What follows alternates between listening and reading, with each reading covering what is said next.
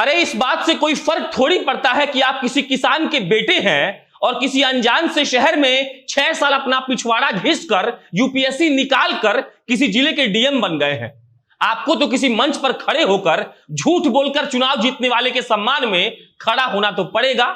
इस बात से कोई फर्क थोड़ी पड़ता है कि आप कितनी ईमानदारी से अपने कर्तव्यों का निर्वहन कर रहे हैं।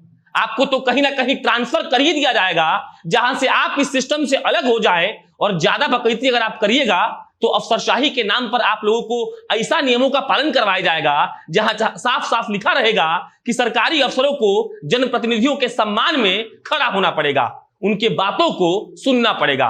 अरे ये बिहार है, वही बिहार जहां सरकार की नाकामी और शराबबंदी पर सवाल उठाने वाले विपक्ष के नेता का पुराना फोटो वायरल करके चुप कराने की कोशिश की जाती है, तो वहीं अपने मंत्री साहब के स्कूल से शराब पकड़े जाने पर कोई कार्रवाई नहीं होती है। ये वही बिहार है जहां यह ऑर्डर निकल जाता है कि जनप्रतिनिधि के आने पर आपको गाड़ी का व्यवस्था कैसे भी अतिशीघ्र करना है, लेकिन किसी का बेटा एम्बुलेंस की चाह में तड़प कर मर जाता है और इन निर्लज नेताओं को फर्क नहीं पड़ता। नमस्कार, मेरा नाम प्रशांत राय है और आप जनता जंक्शन का स्पेशल सेगमेंट कटाक्ष देख रहे हैं।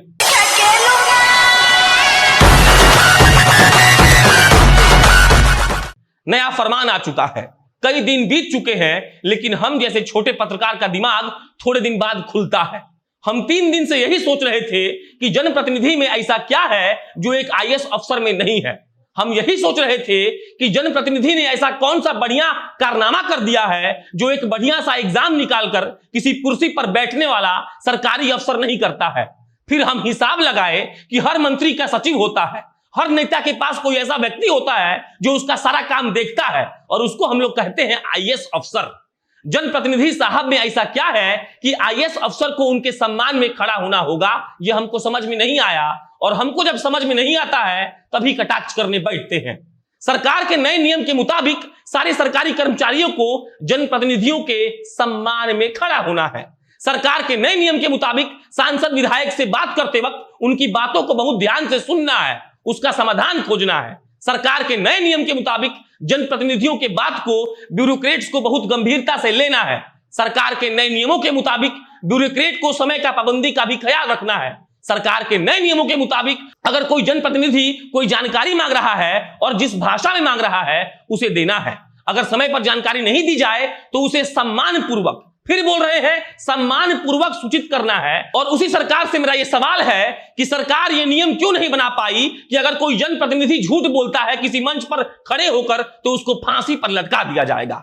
उसी सरकार से मेरा यह सवाल है कि अगर कोई जनप्रतिनिधि के लिए गाड़ी अति आवश्यक कर देने के अलावा वो सरकार ये नियम क्यों नहीं बना पाई कि अगर किसी राज्य में, किसी जिले में एम्बुलेंस की कमी के चलते किसी की मृत्यु होती है तो स्वास्थ्य मंत्री को इस्तीफा देना पड़ेगा। उसी सरकार से मेरा यह सवाल है कि अगर राज्य के शिक्षा व्यवस्था में कोई धांधली होती है तो ऐसा नियम क्यों नहीं बनाया गया है कि शिक्षा मंत्री इस्तीफा देंगे।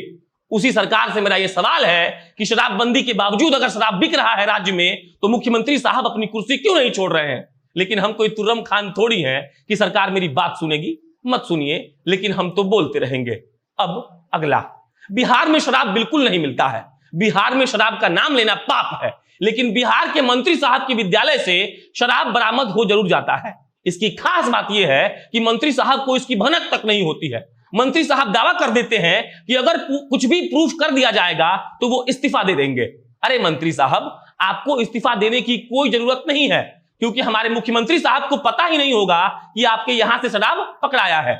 अगर उनसे कोई पत्रकार कहीं पूछ लेगा कि आपके मंत्री जी के यहां से दारू पकड़ाया है और आप उन पर एक्शन क्यों नहीं ले रहे हैं, तो तपाक से मुख्यमंत्री साहब कह देंगे कि अच्छा, ऐसा कब हुआ, हमको तो कुछ पता ही नहीं है। और उसके बाद क्या होगा कि नीतीश जी की पार्टी जदयू के प्रवक्ता साहब तेजस्वी यादव का एक फोटो निकालेंगे और कहेंगे कि तेजस्वी यादव दारूबाज हैं, इसीलिए हर जगह उनको दारू दिख रहा है। लेकिन जदयू के प्रवक्ता साहब ये नहीं बताएंगे कि जब बिहार में दारू नहीं है तो रोज लोग गिरफ्तार क्यों हो रहा है। जब बिहार में दारू नहीं है तो रोज लोग दारू में पकड़ा कहां से जा रहा है। बिहार में दारू नहीं है तो कहां से लोग पी ले रहा है।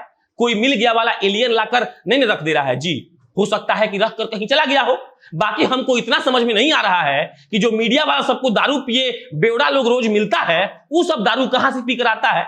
हो सकता है कि उत्तर प्रदेश से पीकर आता हो, और नहीं हो सकता है कि डोनाल्ड ट्रंप जी का दोस्त होगा, अमेरिका से पीकर आ जाएगा।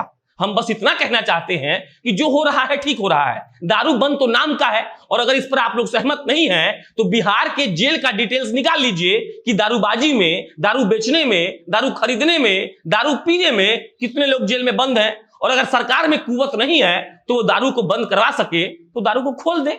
अब अगला, जिस रोजगार और इंडस्ट्री पर बिहार की राजनीति अभी चल रही है, उसी रोजगार और सरकार की नाकामी के बारे में खबर है। हम जानते हैं कि इससे किसी को कोई फर्क पड़ने वाला नहीं है, लेकिन आप बहुत गौर से सुनिएगा। बिहार में राष्ट्रीय स्वास्थ्य मिशन के तहत 83% पद खाली है। अब अगला बहुत ध्यान से सुनिएगा। सरकार इस बात का दावा कर रही है कि वो नौकरी दे रही है, लेकिन जो नौकरी का पद खाली है वहां पर नियुक्ति क्यों नहीं हो रहा है, इसका जवाब किसी के पास नहीं है। जिस स्वास्थ्य मिशन योजना को चलाया जा रहा है वहां यह कैसे मुमकिन है कि किसी मिशन की योजना को मात्र 17% कर्मचारी चला दे। अब आंकड़ा से समझ लीजिए, आंकड़ा का बहुत शौक रहता है आप लोग को।